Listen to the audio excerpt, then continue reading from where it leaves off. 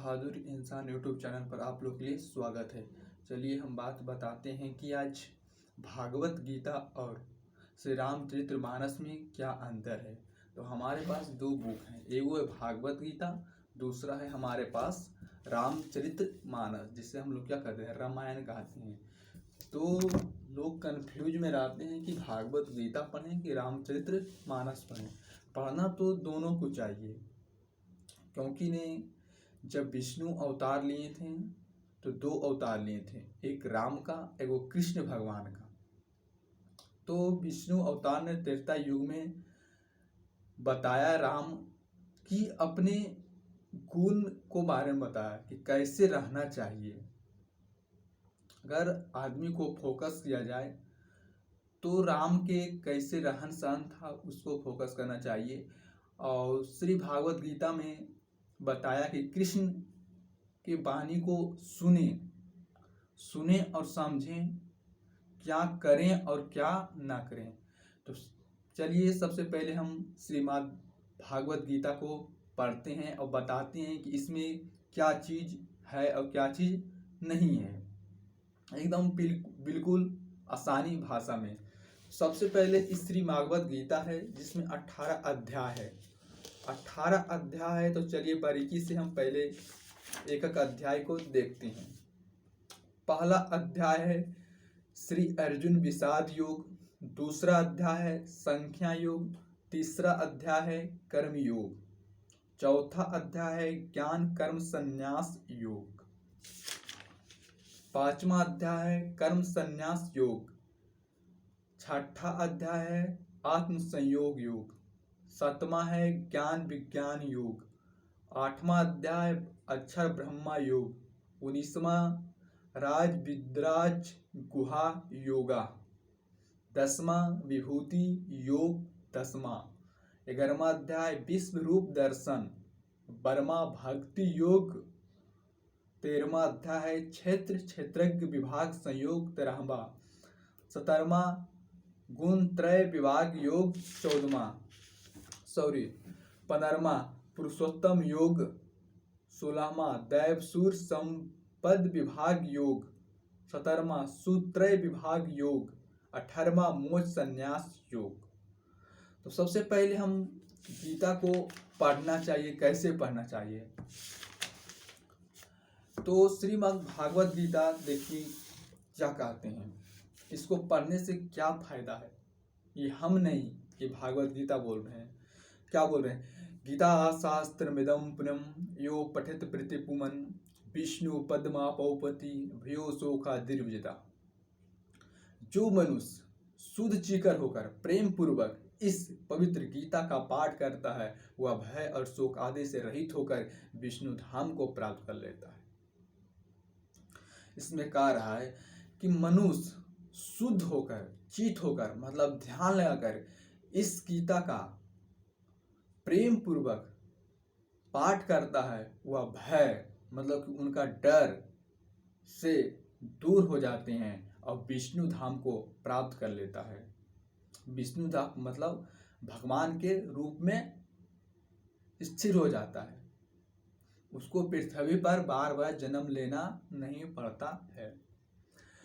गीता ध्यान शीलस्यम प्रण्य प्रस्य चा नैव सन्ति हे पापानि पूर्व जन्म कीर्तनी नाचा।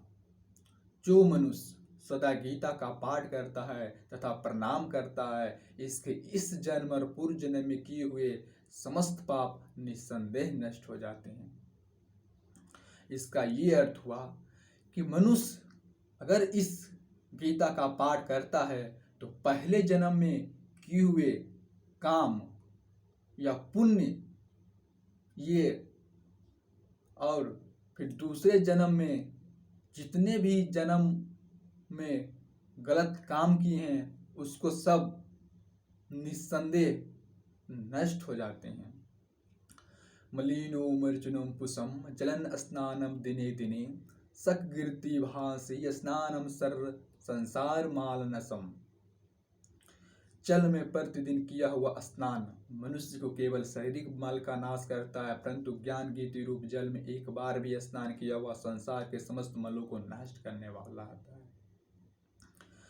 कह रहा है कि मनुष्य गलती करता है, गलती करके गंगा में नहाता है कि हम जितने भी गलती काम किए हैं वो हमें पुण्य मिल जाए।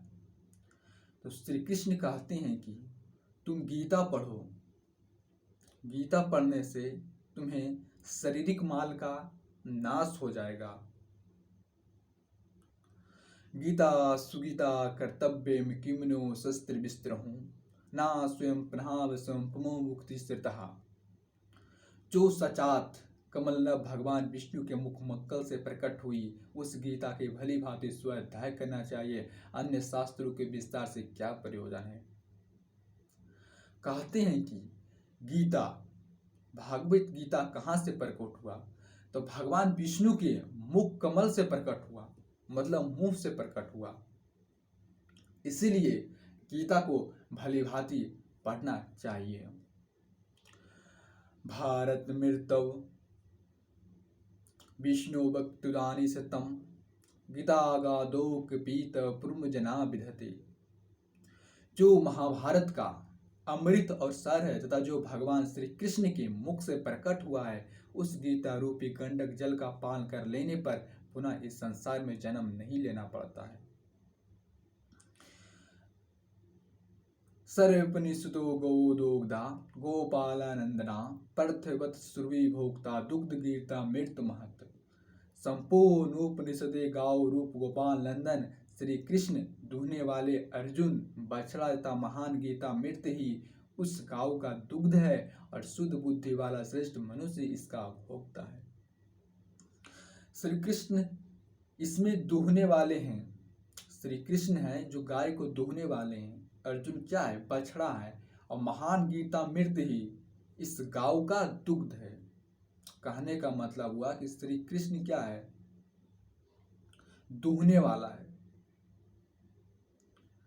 अर्जुन बछड़ा है, और दूध क्या है, भागवत गीता, जिसे पढ़ने से मनुष्य को जितने भी जन्म में किए हुए पाप को पुण्य में परिवर्तित हो जाते हैं। एकाम शस्त्र देव की पुत्र गीता में को देव देव की पुत्र एवा एक मंत्राशय नमनी अनि कर्मप्यों को दसी देवस्य सेवा। देवकी नंदन भगवान श्री कृष्ण का कहा हुआ गीता ज्ञान ही एकमात्र उत्तम शास्त्र है। भगवान देवकी नंदन ही एकमात्र महान देवता है, उनके नाम ही एकमात्र मंत्र है, उन भगवान की सेवा ही एकमात्र कर्तव्य कर्म है। देखने के लिए so much, thank you so much.